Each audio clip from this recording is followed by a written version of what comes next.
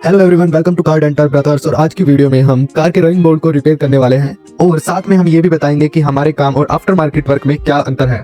Video में आप जो डेंट देख रहे हैं वो मार्केट में रिपेयर हुआ है, जिसके अंदर चिनाई के प्लास्टर जितना बॉडी फिलर भरा हुआ है, वो भी लोकल क्वालिटी का और डेंट स्क्रू के साथ निकाले गए हैं जो आप वीडियो में देख रहे हैं, जिससे मेटल स्ट्रेंथ पूरी डैमेज हो गई है और प्रॉपर डेंट नहीं निकल पाया है, जो आप वीडियो में देख के समझ सकते हैं।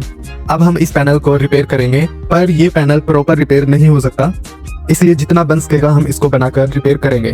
आपके साथ धोखा ना हो, इसलिए आप हमें फॉलो और सपोर्ट कर सकते हैं, ताकि हम आपके लिए ऐसी नॉलेजेबल वीडियो बनाते रहें और आपको प्रॉपर काम के बारे में बताते रहें। Thank you.